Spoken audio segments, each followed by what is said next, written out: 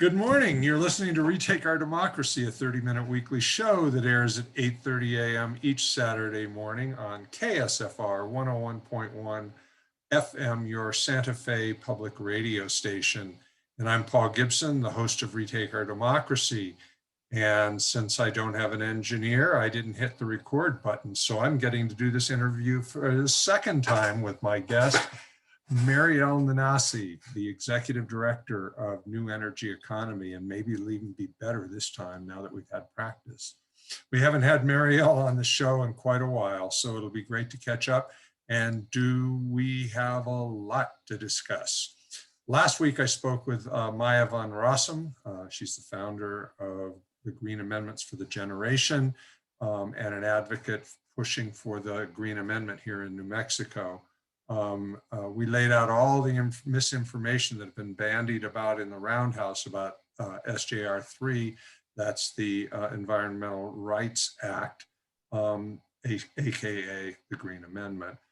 In the process of doing that show, we kind of recognized that there's a certain power in doing interviews that are really zeroed in on specific bills that we are supporting in the Roundhouse, and giving the bill sponsors and advocates an opportunity to counter the arguments we're hearing from opponents to the bills.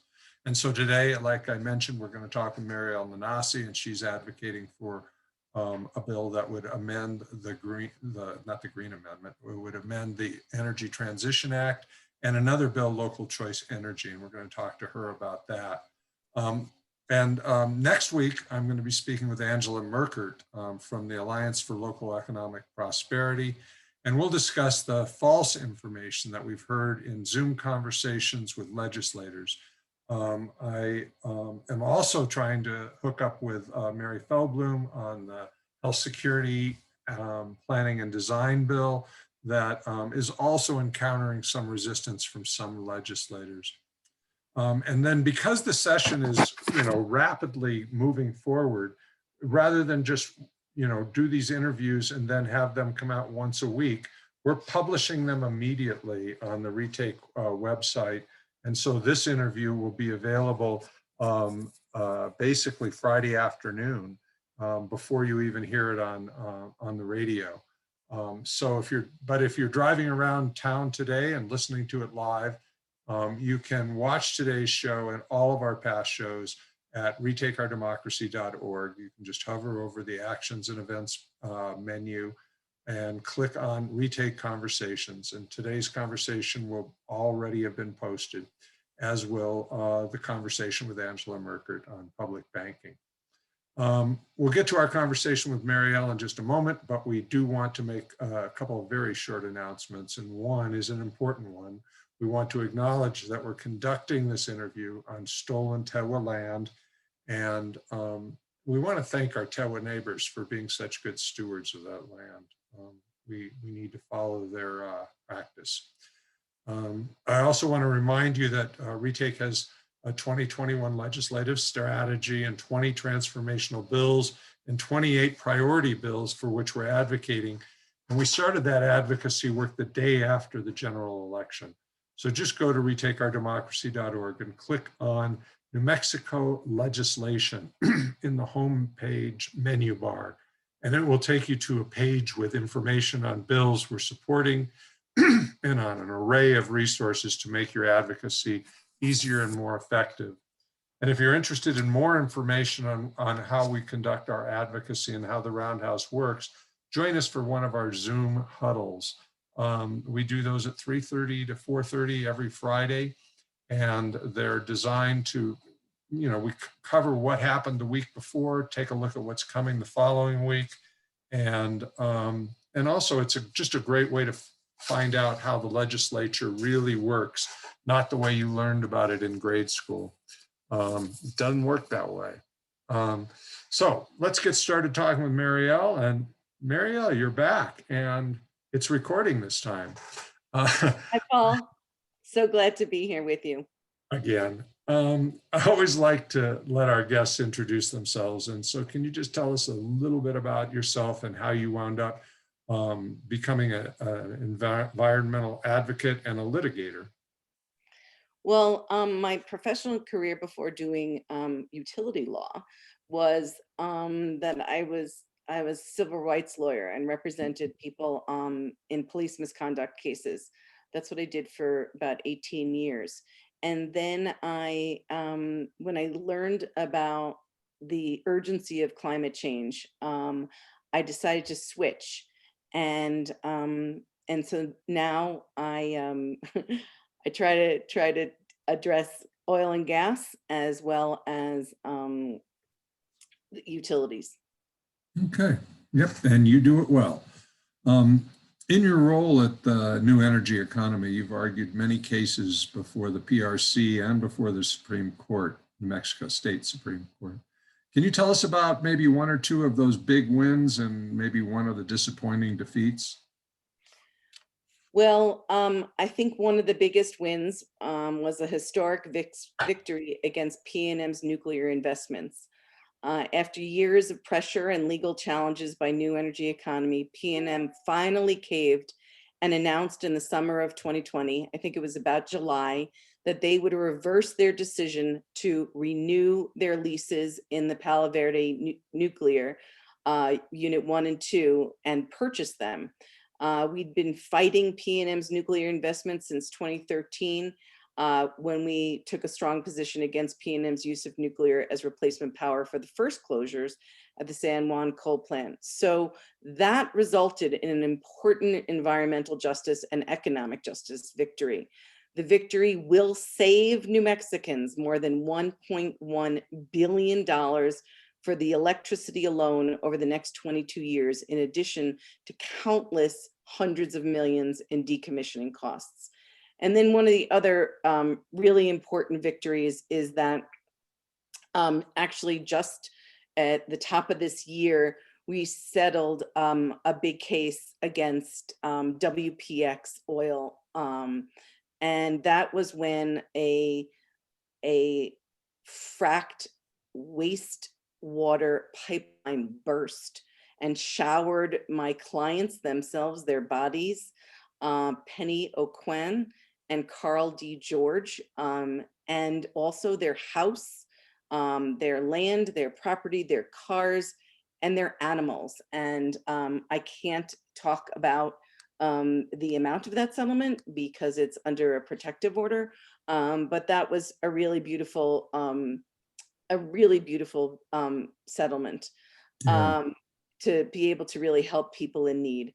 And I just can say that they have moved from the area and bought a home in Clovis. All right. And so and Penny O'Quinn in particular remains to be active as a spokesperson against the oil and gas industry and the harms that they're causing, which is basically an environmental disaster, an ongoing environmental disaster in the Permian Basin. One of the losses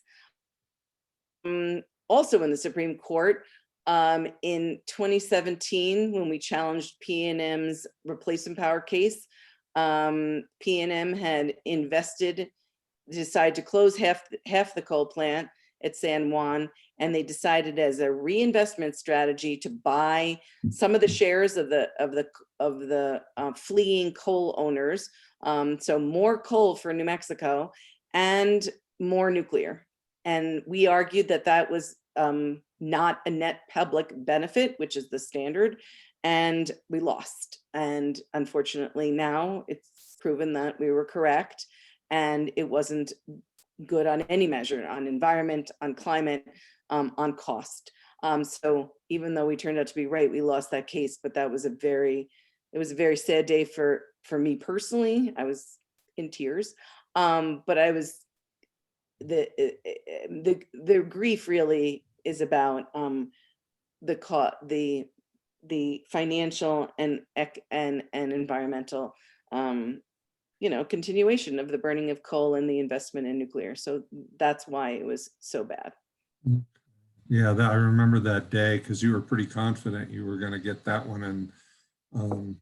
And we had a Republican Chief Justice at the time who has since retired, so maybe better days ahead. One of the things I wanted to ask you about is many cases you find some surprising opponents, especially from supposed environmental advocacy organizations. Um, who are those organizations, and why do you suppose they do this? And how has their opposition been used to undermine you in some of the cases you've mentioned? You know, what I'll say is that I really got into this because I thought, how can I look at my children in their eyes and know about the urgency of climate and then tell them I didn't do anything about it? And so I really threw myself into, I mean, I was a civil rights lawyer beforehand, and you know, basically that's a personal injury kind of case. Whereas this is those are the personal injury cases essentially, and this is fighting the utility to stop burning coal. I mean, today, right now, 50% of our energy comes from coal, 30% comes from nuclear, 10% comes from gas, and only 10% comes from renewables. And I think this is a crime in the land of the sun Zia. And you know how beautiful it is here and how much solar potential we have and wind potential we have. Some people call it world-class solar. And unfortunately, we have failed to take advantage of it. And really, it's the utilities who, not only PNM, but El Paso Electric, 90% of their investments are in their portfolio, fuel and nuclear. And so these other organizations, you know, work with the utilities and try to get incremental change. And I just think we're facing a climate crisis, and we're facing an environmental crisis, and we're facing an economic crisis, and these are extraordinarily interrelated, and we have to take bold action. And we can't cozy up with them. We must fight them and demand really what we need. And you know, we've seen little changes from the Obama administration, you know, a rollback from even those good changes that Obama ushered in. And now we see some good starts with the Biden administration. But this time people are saying thank you and I think that that's very important. And what we're noticing is that young people are bringing us to task and saying, I mean, especially, we need urgent action. We need real bold change. We cannot do business as usual. And so that's our position in the courts and at the PRC. And so, as you've recognized, we've had some victories. Unfortunately, we have lost, but I don't mean just like us, me particularly.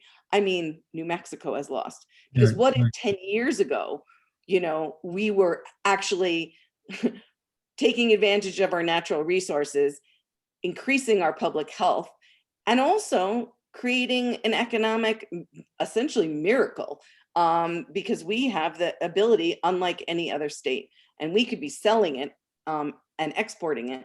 But instead, you know, the quote unquote, all of the above energy policy, which was Martinez's line and now is Governor Lujan Grisham's line, is really not true. We don't have solar and wind that much. It's pathetically small. Really, it's a coal, nuclear, and gas energy policy. That's what we have. Okay. Yeah, and I've seen the opposition lawyers for the utility companies use the support of environmental groups to question your motivation and the validity of your positions. So it's not just that they oppose, it's that opposition is used in a very detrimental way. It's very unfortunate. Let's get to SB 155, where we can talk about more conflict between environmental organizations. SB 155 is the Energy Transition Act changes. And as the name of the bill suggests, the bill will make changes in the ETA, something you and I and others tried to make bill sponsors do back in 2019 when the bill was first introduced. Can you describe why you feel the bill needs to be amended? Well, just from first an actual experience, I myself was in a room full of 40 lawyers probably for 2 weeks at a hearing on the San Juan abandonment case. And it wasn't just New Energy Economy. It was every single party opposed P&M's 361 million demand from ratepayers. And that was the city of Albuquerque, and that was the Albuquerque Bernalillo Water Utility Authority, and that was Western Resource Advocates, and that was the Attorney General, and a dozen more organizations and groups, municipalities, etc. Every single one of us said, proposed a claim or defense to that $361 million, and not one of us won. And I believe correctly, consistent with the law, with the ETA, is that they were constrained from their ability to limit any amount of money from P&M's demand, because they said the ETA awards P&M 100% of what they ask for. And Period. that's what they found. And that is what the ETA says. And so we want to remove the 100% guarantee when a utility makes a demand. And we also want to reinstate or restore public regulation authority over plant abandonment costs. So essentially, we need an umpire. So we have the regulation, a public regulation authority commission is responsible for regulating public utilities. And that's in our Constitution. It's the only agency in New Mexico's Constitution that is constitutionally mandated to do its job, to regulate on behalf of our interests. And, P&M and El Paso Electric and Southwest Public Service Company, those are the three monopolies, they are free from competition. And so they have a fiduciary duty to make as much money as they absolutely possibly can to their shareholders. That's who they are responsible to. But so who's responsible to the ratepayers? It's the Public Regulation Commission. And the Public Regulation Commission is to act as an umpire.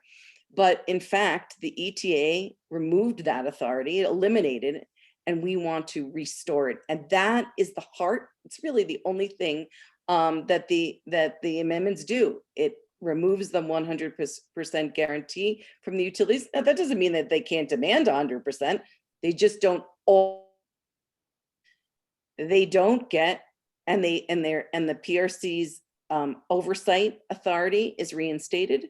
And then there's another part of it which no one disagrees with, and that is that the ETA had hyper narrowed legal filing deadlines, and that is now expanded to conform with New Mexico law and the law of the land. I mean, everywhere in the country. So those are the three changes. That's it.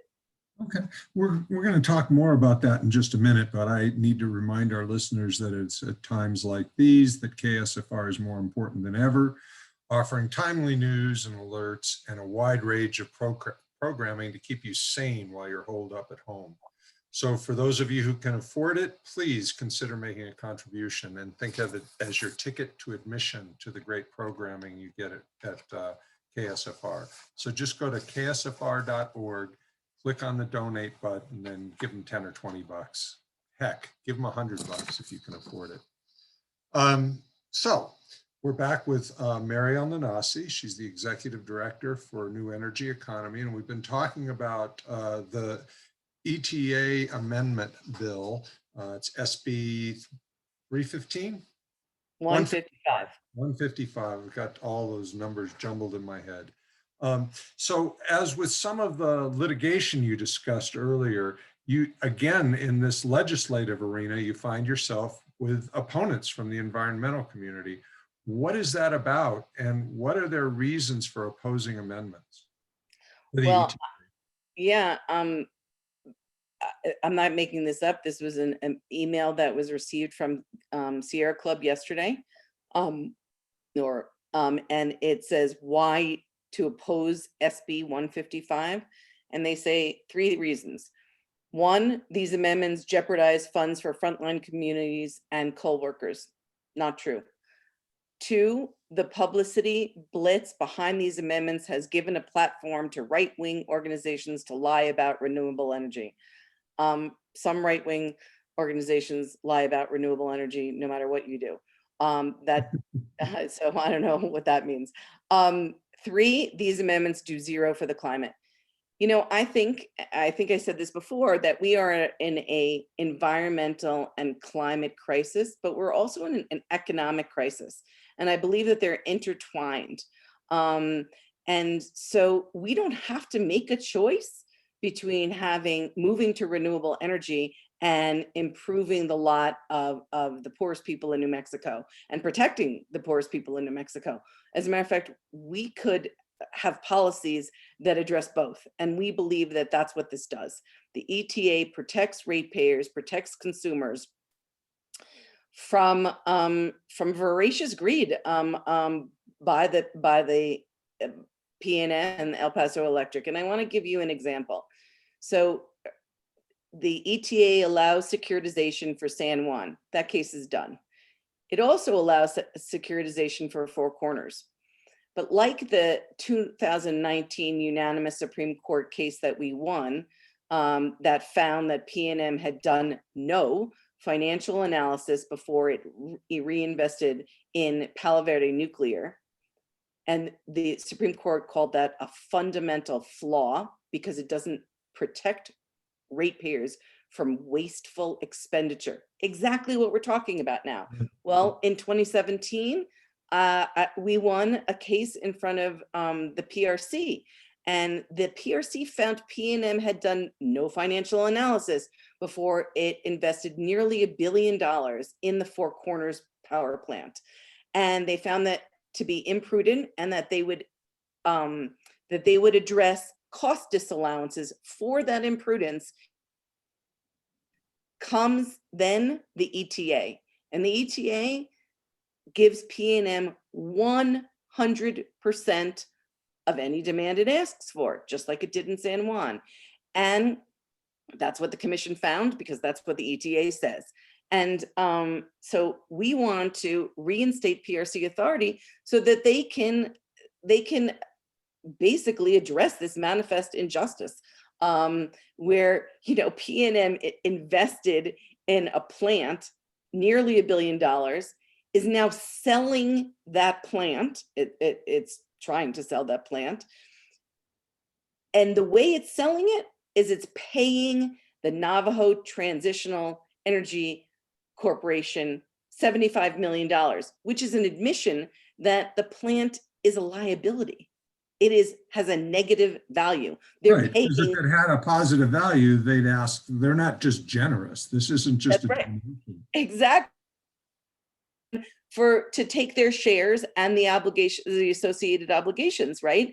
And then they're turning around and asking us for $300 million after they've been found imprudent, after they've admitted by virtue of their contract with NTEC that it's worth less than $0. That seems to be outrageous to me. And I can't imagine that the legislators wanted, not to really close coal, because NTEC has no interest in closing that plant. They're going to keep burning the coal. And number 2, to foist $300 million on ratepayers for PNM's bad business decisions, when the plant is a liability. It's a financial liability. Yeah, it's pretty shocking.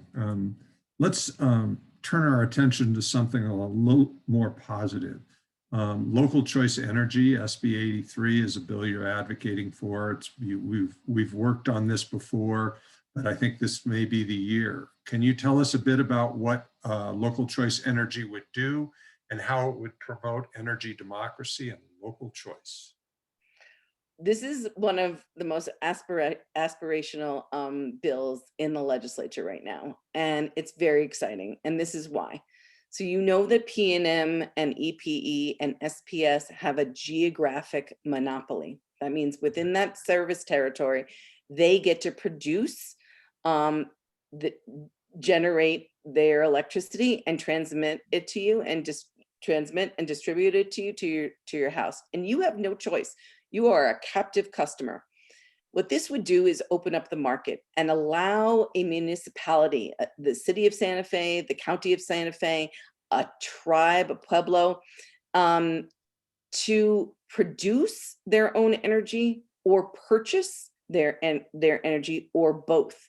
And it would serve as a way to, you would needs of that municipality or that sovereign pueblo and or pueblos, because there's something that you could have which is called a joint powers agreement, where a number of cities or counties can work together, or a number of pueblos could work together and have essentially a municipal utility where we would be able to have clean energy and storage, and have a hedge against rising utility rates. Just so you know, PNM's rates have risen more than 65% in the last 10 years. And the money that is made by PNM literally gets exported to Wall Street and to senior management. So we wouldn't have the head of the utility be making $5 million a year in Santa Fe. Maybe they'd make like 150,000 or maybe 180,000. But what does that mean? That means that all that savings, the savings that gets exported to Wall Street, I mean, that's the money that has to go to shareholders. It's called a return on equity. That's nearly 10% profit. And those high senior management compensation, we wouldn't need that. What we would do is have a stable electric rate, and then the money that was generated from it would be repurposed, reinvested back into the utility and to the budgets of those municipalities or tribal entities. And it's just a very exciting economic development, local wealth creation, and clean energy. I believe we could get to 100% clean energy in 5 years if Santa Fe, I like to call it Santa Fe Public Power. If the city of Santa Fe and the county of Santa Fe, because the poles and wires cross geographic boundaries, would have a joint powers agreement like we do with Buckman. So we could do it just like Santa Fe is been fantastic at the provision of the water utility. It would just be another line on our bill to have clean energy that's produced homegrown, let's call it, and the economics would make it so that there would be more sufficiency within the city of Santa Fe or the county of Santa Fe. So, Mariel, we're going to have to close the radio show. In take 2, we went a little longer, just about a minute or two. So in the podcast, we'll come back and talk a little bit about the Pueblo that utilized essentially something like local choice energy. But for right now, I'd like you to, if you could, just to tell people how they can get in touch with New Energy Economy and how they can provide support. So please go to newenergyeconomy.org. You can call us, you can text us, you can email us. We're here to support empowering the people. So we'd love for you to join on our e-blast and become a member of New Energy Economy. Okay, that's great. And we'll be back next week with Angela Merkert from the Public Bank Initiative.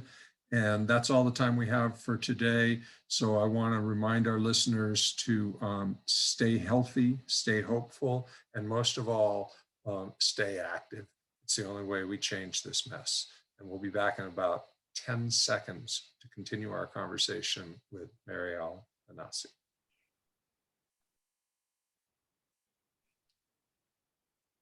Hey, I'm actually recording it this time. Okay, so you were in our last effort to do the show that I failed to record. You told us a little bit about the Picuras Pueblo and how they used, essentially, it was the community solar, not local choice, but it's the same concept. Can you tell us a bit about how that played out for them? It's a very exciting example. It exposes the vision of what's possible. So Picaris has its own solar. They have reduced the electric bills for their entire Pueblo membership in the winter by $75 and in the summer by $50. And now they're about to embark on another megawatt of solar and storage. What they've done with the excess that they have made, including reducing the rates of electricity for their members, is to invest in a language class, a new baseball field, hiking and biking trails. They've broken ground on a new welcome center. So this is the kind of thing they make about $20,000 a month on their solar, including reducing. That's in profit, right? Yeah. Yeah, that's in profit. And that's including paying back their loan for the solar and, which is going to end soon, and reducing rates on electricity. So this is the kind of thing that's with 1 megawatt. If we did the same thing using the same scale in Santa Fe, and that would mean $2 million a month that we could invest back into other needs that the residents decided was that to eradicate homelessness, was to invest in more healthcare, whether it's to put more money into the schools. I mean, there's just abundant need. Right. But imagine if no further increases, had clean energy within 5 years, and the city's budget was flush. I mean, what a concept. So you've got support among like Boku cities and tribes, I assume. Yeah, it's been really great. Of course, the utilities are saying, "Oh, you'll never be able to do it. You're just, don't you want it's the number one scare, right? If the cities are in control of energy, the lights are going to go out." Well, I have solar on my roof, and the lights don't go out. And so if we hey, and if we expanded that exponentially to the whole city, what we could do is, as I said, stabilize rates and have clean energy, jobs, and money for other things. So it's interesting that the city of Las Cruces, the city of Santa Fe, a unanimous approval by the Natural Resources Council of the All Pueblo Council of Governors, and there's a resolution pending that's going before them on February 25th to request their support.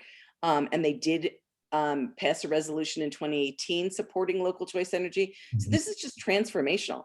And what it is the people who are closest to, who are governing at the local level, want choice and believe that they can provide energy for their people, and the utilities are saying, "Oh, no, it's too complex," and just using these fear things, it's threatening the utilities, the cities, that they can't become an efficient utility. But we've seen that, in fact, the city of Santa Fe has already done this with the water. They bought the water utility from PNM, and now we have better conservation and better infrastructure, and we're not being threatened with going bankrupt out of water, which is an interesting thing, which people said that we might have had if we would have stuck with PNM at that time. Interesting. It's interesting. The people from the utilities, the millionaires, are always crying that the sky is falling, but they got umbrellas, so let it fall. So you and I have been serving on the Green Amendment Steering Committee, which passed out of Senate rules in a most surprising manner. What have we learned in that process? And also, you know, it's just an interesting dynamic that they have, the Green Amendment people. It's such a democratic and inclusive steering committee that really does make decisions collaboratively. How have you found that experience? Because, oh, I should tell people that both of us are on the steering committee. Yeah, it's the Environmental Rights Act. It's SJR3, and it's a very exciting possibility. It would basically put the protection of our environment, of course, including the water and land and air, into the Bill of Rights section of our Constitution. And so basically this bill, all it does is it allows us to put it on the ballot for the people to decide in 2022, unless there's a special statewide election beforehand. And what's exciting about it is that it, you know, one of the unifying forces in New Mexico is love of this. You know, I grew up in New Jersey, and people don't love New Jersey, but people love New Mexico. I love New Mexico. You love New Mexico. And we're just constantly enamored with the incredible beauty. I have to say, you know, in COVID, it's been one of the really life affirming forces, is to be able to go outside and see the gorgeosity of this land. And so we want to protect it, and it's being Wait a minute, threatened. is gorgeosity a real word? I made it up. You can do that. So Podcasts allow that. yeah. So the thing is this bill would protect that, and we're, you know, our environment is being threatened all the time by industry, and it's not going to shut down The industry. sky is falling, right? Yeah, right. But it's not going to shut down industry, but it will give us a tool to actually sue and say, you are failing to protect our inalienable rights to clean water, air, and land, and you need to do more to protect us. And like, I'll just tell you, there's an environmental disaster that is ongoing in the Permian Basin. The oil and gas industry is literally discharging billions of gallons of toxic wastewater, and you know, to spill it, they call it spill it, though I find that offensive, because you spill milk or you spill coffee and you just clean it up with a sponge. But this is going into our earth and potentially impacting and contaminating and polluting our water streams with toxic radioactive waste.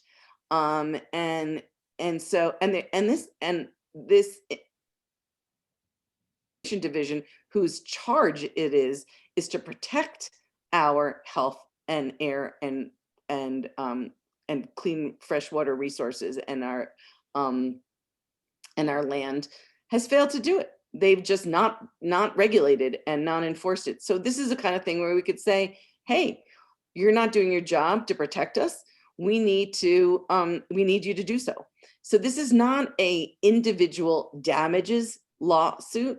It's a protection claim. And yeah, I agree with you. I mean, you know, the experience has been really rewarding with the steering committee. It represents a number of people, diverse people from in age, in race, in geography around the state, who want this, you know, whether their number one thing is caring about wildlife or protecting cultural sites, or you know, or clean air and land. And so it's been sometimes lengthy, but also democratic in the real way, which is rewarding. Democracy's messy. And I think, just in closing, I want to offer a shout out to Yucca. You know, when they first got started, it was basically a bunch of teenagers, and many of them didn't know their ways around the ropes very well. And they have learned and grown. And just watching them testify during some of the hearings and so forth, so impressed, so impressed. I think it bodes very well for our future. What do you think? Yeah, it's fun to be working with them so closely on the steering committee too, Yeah, and for them to, use the righteousness of their youth and the demand that they have a future, and that's what they're doing, and yeah, we owe them that. yeah, and it obviously has resonated. In the Rules Committee, Senator Worth even cited Arte's testimony as being like, we got to listen to these folks.